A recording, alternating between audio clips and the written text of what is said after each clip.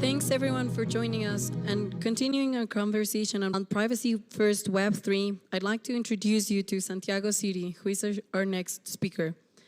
Santiago is the founder of Democracy Earth Foundation, a nonprofit organization backed by Y Combinator that has built universal basic income on Ethereum and launched the Proof of Humanity protocol.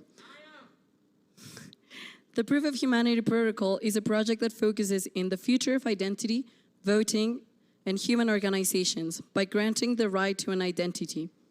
He also started the Partido de la Red, which is the first political party born out of the internet that ran for elections in Argentina. And he's also the author of Hacktivism, which was published in 2015 by Random House. And here we have Santi. Woo!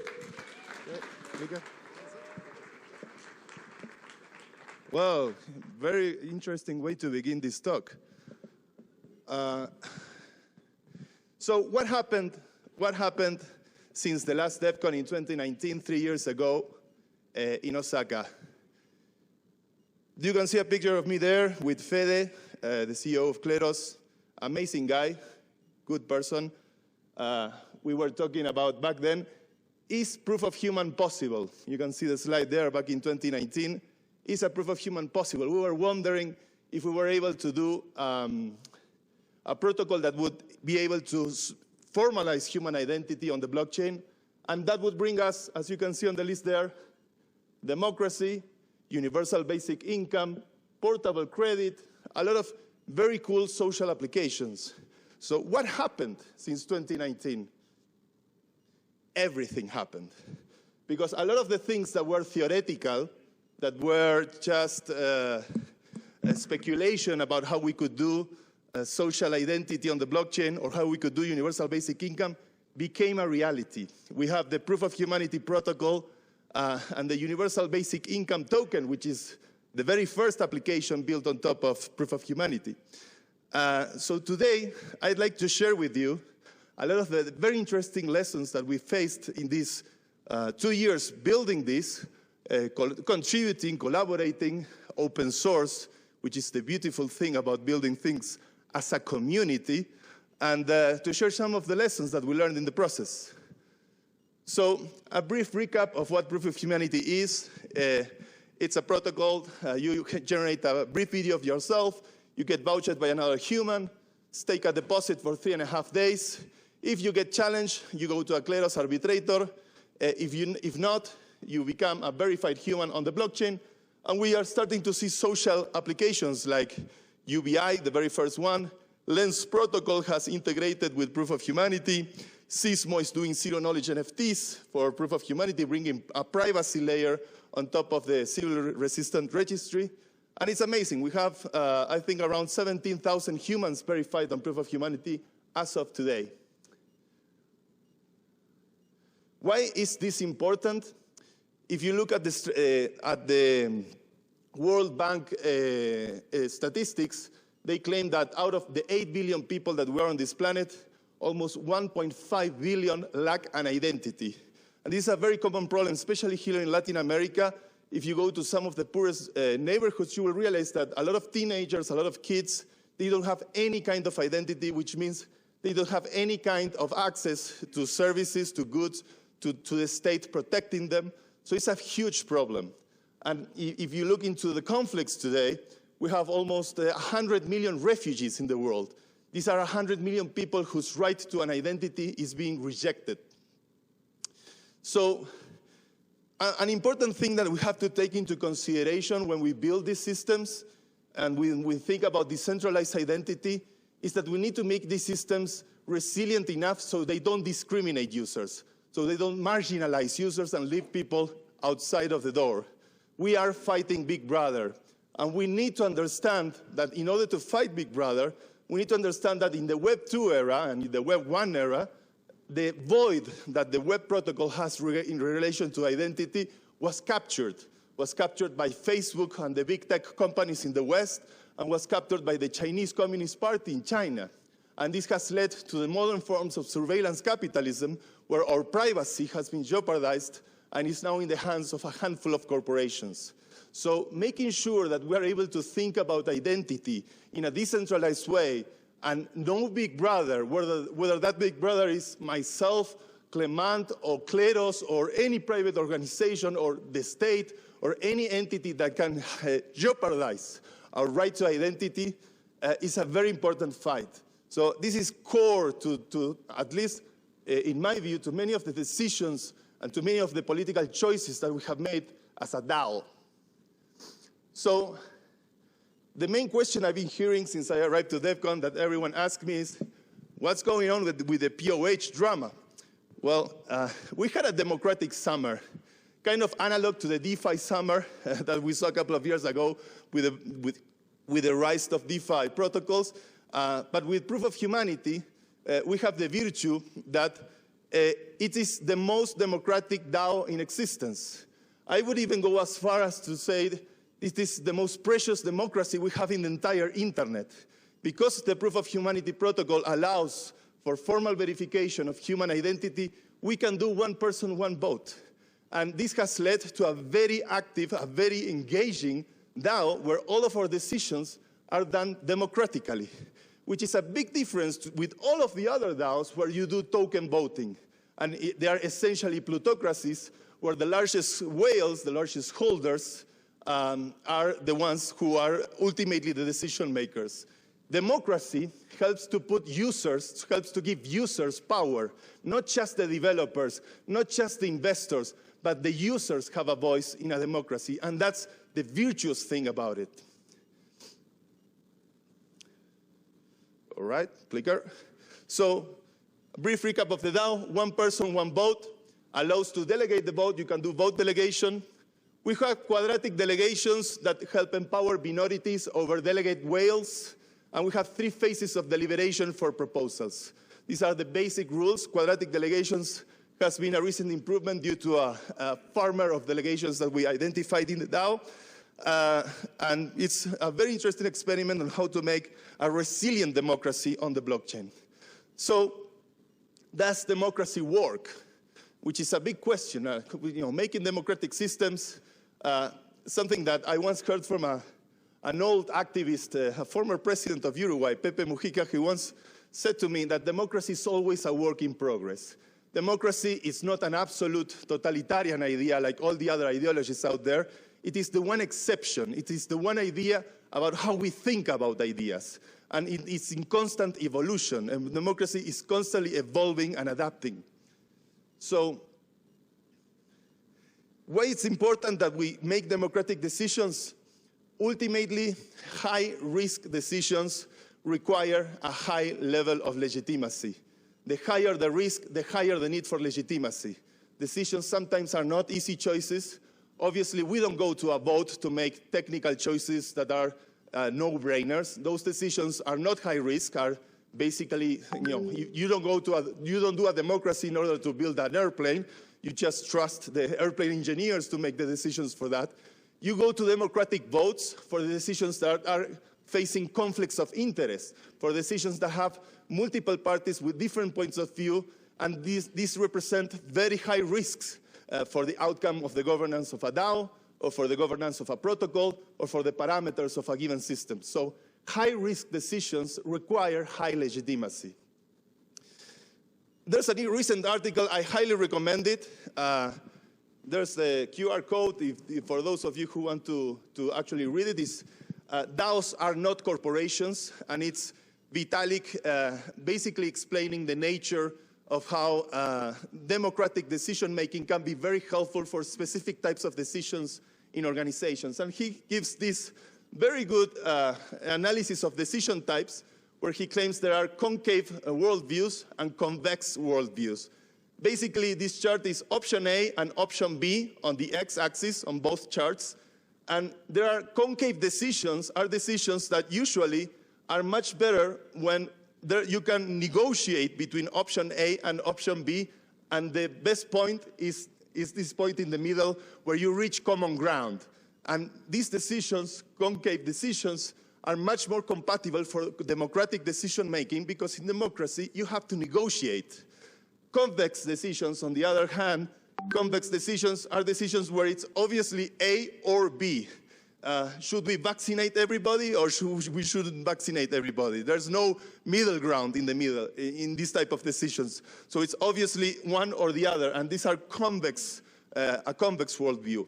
In the argument of Vitalik, he argues that technical choices are more often than not convex decisions, but governance decisions, what he calls sovereign decisions, are usually concave worldviews, and these are much more compatible for democratic decision-making. So in our DAO, in these 20 months of existence, almost 2 years, we had a total of 88 voted decisions, which consist of 72 what we call HIPs, Humanity Improvement Proposals, and these had 3 phases. The HIPs go through a process of 3 phases where there's a forum post, a signaling vote, which is kind of reaching quorum if it makes sense to vote this or not, and a binding vote, which makes the decision final and binding.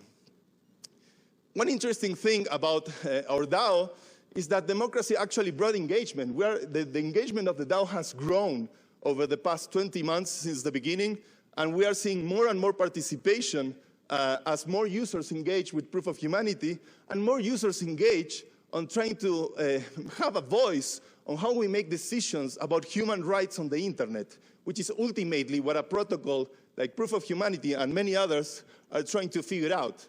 And the fact that we're trying to figure this out with democratic decision-making, and it's bringing more engagement, more participation to the DAO, I think it's a very good thing. Usually, it's around 5 to 6% of the registered humans that participate in the DAO. It might not sound like a big number, but when you compare it to the usual participation rates in other DAOs, it's actually a very decent number. The good thing is that engagement is growing. So we analyzed a little bit of the decisions that we took in the DAO throughout these 20 months. Half of the decisions we made, almost 50%, are governance decisions, mostly related to the governance of the DAO itself. 20% of the decisions are technical decisions, parameters, upgrading parameters of the smart contract or specific decisions related to the technical aspects. 6% were economic decisions related to allocating grants, allocating funds that the DAO has in the treasury, and 22% were policy decisions, which means improvements in the policy that is used to evaluate the human applications on Proof of Humanity. So only the technical ones are mostly convex. Most of the decisions, around 80% of the decisions, are actually concave decisions, decisions that make sense making with a democratic process. So another interesting thing is that half of the decisions had at least 85% of voter support. This means that half of the decisions that we took in the DAO, they had one of the options reaching 85% of consensus, which is a very high number. Half of the decisions had 85% of common ground, people agreeing on that decision, whether it's a yes or a no. And even more interestingly, I don't know where I have to point with this, 25% of the decisions, out of every 4 decisions, actually had 100% of support, unanimous voter support. Most of these decisions are really interesting because people, when they think about democracy, they think, oh, people are going to be disagreeing or people are going to be fighting over things. Turns out that 1 out of every 4 decisions have 100% of unanimous voter support on the path to take forward. And the fact that we make that decision with the community rather than from an elite of developers showing their back to the community is actually putting trust in our users. It's putting trust in the people that are helping build this together and not in an ivory tower where you make decisions and you really just don't know what users actually want. So I have a deeper look about unanimous decisions. I thought initially that they were going to be mostly technical choices. To my surprise, actually the technical choices that had that kind of unanimous support is only 33%. And most of the decisions, around 66%, were actually concave decisions reaching unanimous support. So that's another interesting take, that it's not only the technical choices that might get this, the convex choices that might get this kind of unanimous support. So those are just some numbers about the drama, about the decisions we made in abstract form. But what led to the DAO drama? What led to the fighting and the debating and the arguing that we had in Proof of Humanity? Well, this is an old motto from politics. Let's just follow the money. Let's just follow what's happening with the money routes that are within Proof of Humanity. And bottom line is that the role of Kleros in the protocol became a decisive factor on how we think about things. Proof of Humanity is a protocol that was initially created by the Kleros team, which is an extraordinary team full of amazing developers, great people. But ultimately, when you start making this protocol subject to democratic governance, naturally, there will be users that are more inclined to follow the interests of Kleros, usually, obviously, people that belong to the Kleros community, who are P&K holders or who are employees of the company, or obviously the core team of Kleros. And the community that is native to Proof of Humanity, that came to the project because of Proof of Humanity and not necessarily to Kleros, might have different interests than the very interests that Kleros pursues. This is an image from DALI. I leave to your imagination what keywords I used in order to generate that image. So to show some stats, we had 652 challenge profiles. These are the profiles that are dubious profiles that might not follow correctly the process to do the Proof of Humanity video. Of these profiles, we had a total of 153 addresses that acted as challengers of these profiles. The record month was 146. So the profile challenging has led to the whole game around Proof of Humanity becoming a little bit a far thing from being a fair game. And I'm going to dive deep into this. By the way, on Dune Analytics, there are some numbers that are wrong. We actually checked the data. So Salva, who did the Dune Analytics dashboard, should correct some things. Because of the 652 challenge profiles, we found out that if you get challenged, 9 out of 10 times, you will get rejected from the registry. It means that if you are challenged, 90% chances that you're going to get kicked out. You will not be able to defend yourself. And that's not a very good thing for the onboarding process for a lot of the users. It's a very risky thing. We looked into the 90% of the profiles that got challenged, and it turns out that 90% of the profiles, the main reason why profiles are challenged, the protocol has formalized a couple of states, whether the person is deceased, the person died, the person does not exist, might be a deep fake, the person might be a duplicate, is a civil attacker, or incorrect submission. The person just didn't follow the steps properly. Well, incorrect submission is 90% of the profiles that get challenged for making an incorrect submission, for making a mistake, a simple mistake. And the problem, we have a deeper look, even a deeper look into these submissions. And the number one reason is incorrect address. Someone submitted the address and is showing the incorrect address in the video, or the address in the video is not matching the address from the submission. A lot of challenges because of the video size, the resolution in pixels of the video. You get rejected from uploading a video 8 pixels smaller than what is the requirement.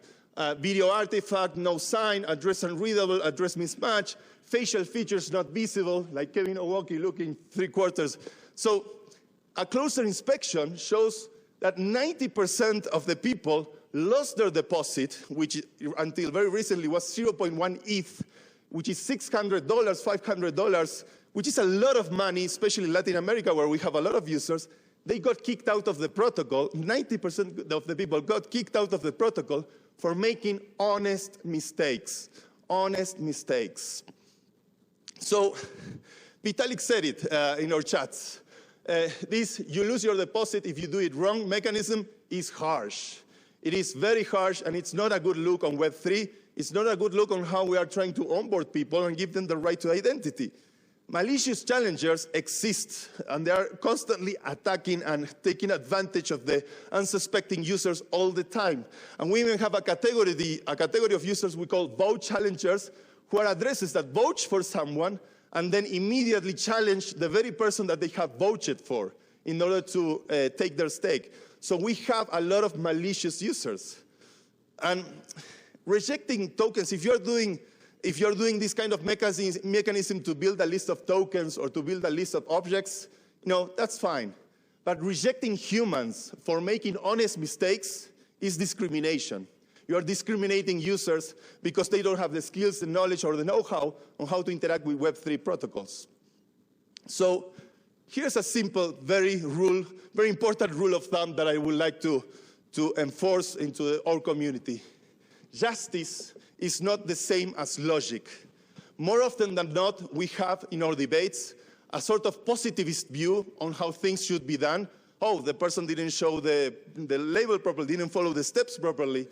And it takes a look around the behavior of people, which puts logic over justice. But justice is very different from logic. Justice means trying to make a system that is fair, that is empathic, that is able to attend and not to punish people for making human mistakes. We're dealing with humans. We are not dealing with robots. And the universe of humans is very different from the universe of robots. So some of the most controversial changes that we had to the protocol and the DAO, just to give you an example, the very first one was the video resolution thing. People were getting rejected because videos had 352 pixels of resolution instead of the required 360, because WhatsApp apparently crops videos, and people were sharing and testing videos on WhatsApp before uploading them to Proof of Humanity. People getting rejected for 8 pixels is not very fair.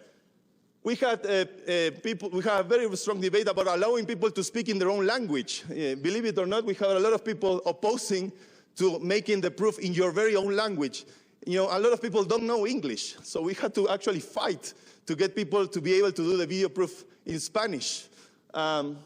We had the Telegram groups, which were built by the community. The community did everything to create not only the official groups, but also the groups that help people to get vouchers, the groups that help people to learn how to make the video, groups that pay for the deposit for users. A lot of groups were built by the community, only to one day suddenly find them being captured by the Kleros organization, which led to voting official groups on Telegram and Twitter.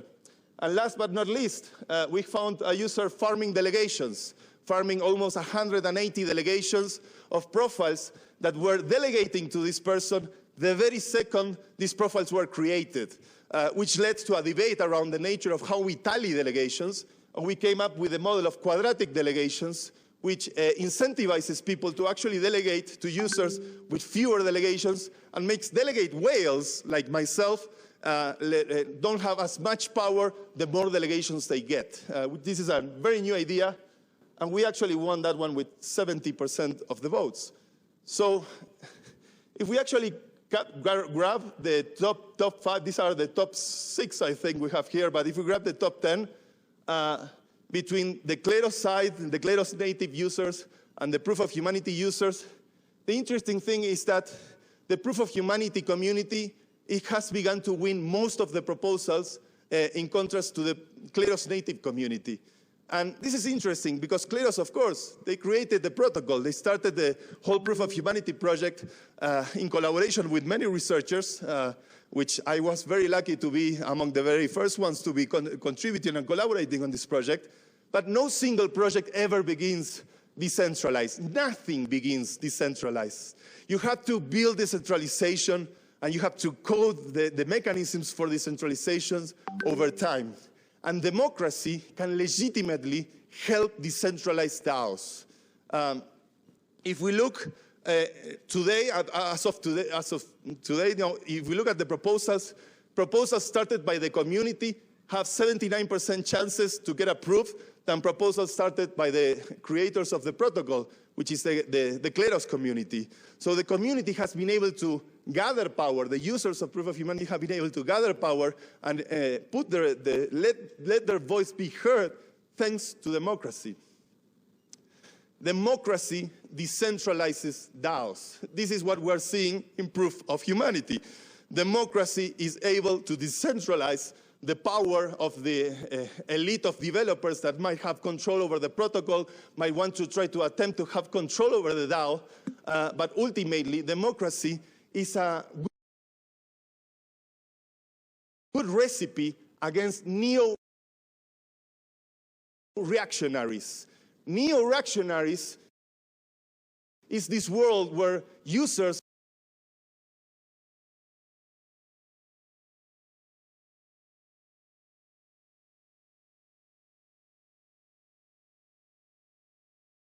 have no choice but to choose whether to go to this elite of developers or to this other elite of developers. It's a feudal model where users have no rights. Only the developers and the elite, the bourgeoisie, get to choose how, what are the rules of the system, what are the rules of the protocol, and users are left voiceless.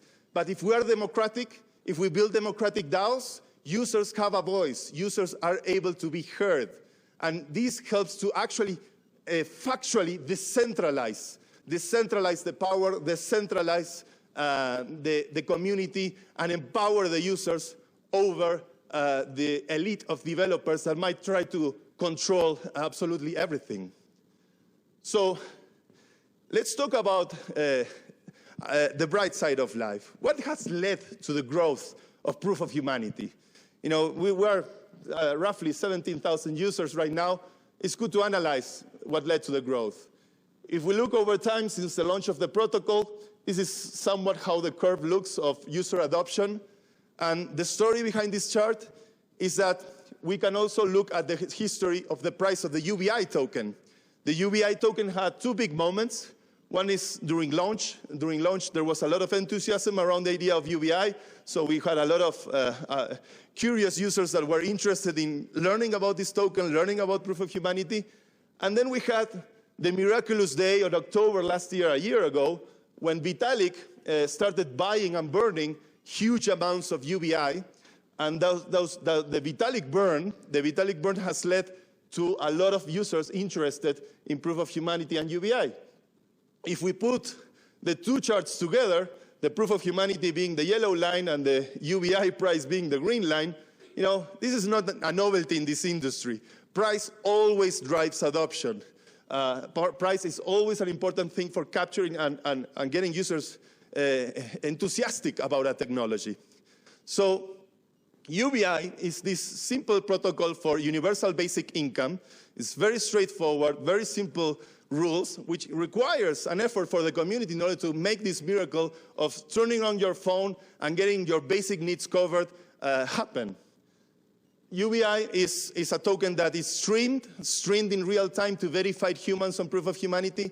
It's 1 UBI per hour per human, or 0.002H UBI per second for every human. It streams in real time to your wallet. There are UBI burning dApps and games that help burn UBI and build scarcity into the UBI model. It is composable with DeFi protocols. It's an ERC20 token. It can be composed with any kind of protocol. And we had, in these 20 months, over $50 million worth of UBI transactions happening on the blockchain. One of the most powerful things about universal basic income is that it is the very feature that makes proof of humanity something different than being just a Web3 version of Facebook. These are some of the real faces of the people that were impacted by the power of UBI. When Vitalik burned his tokens and bought like all of the tokens that were available on Uniswap, Araceli here, who is an oncology patient and a single mother, was able to use the money for UBI to get help for her cancer treatment. We had a lot of grandparents using Web3 for the first time. Of course, it might be their grandson, or it might be a relative that is helping them to use the computer, to be onboarded into proof of humanity. But I really, for the first time in my life, I'm seeing early adopters who belong to the third age, who could be our grandparents, because they are, in countries like Argentina, an alternative like UBI, for the first year, it was actually a very real alternative to the pensions that people get from the state. We had also users that were able to buy the materials to start building their first house.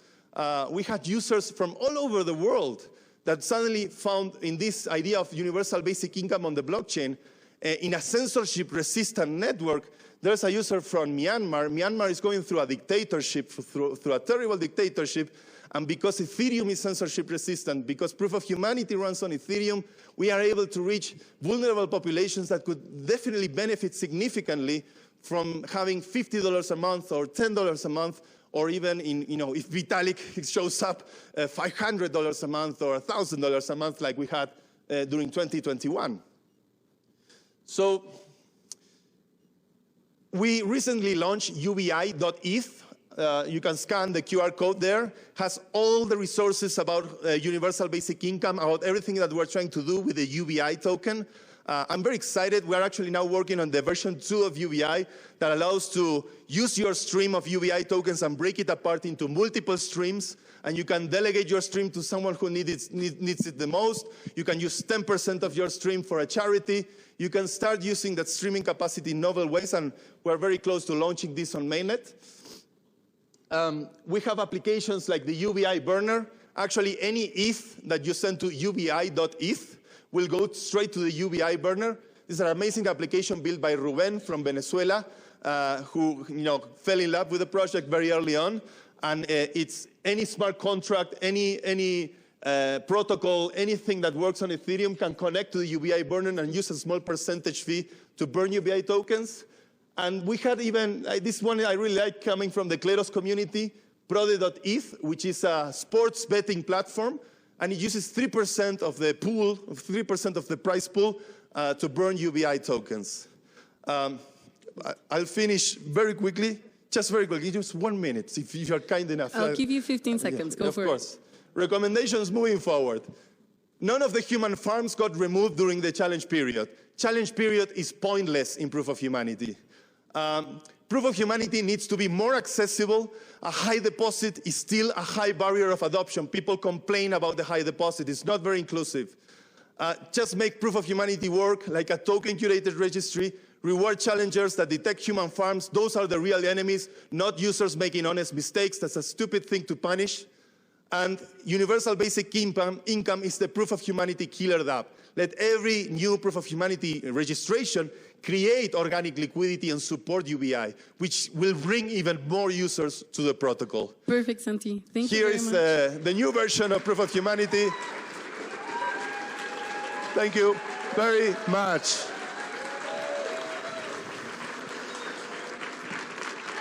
Gracias.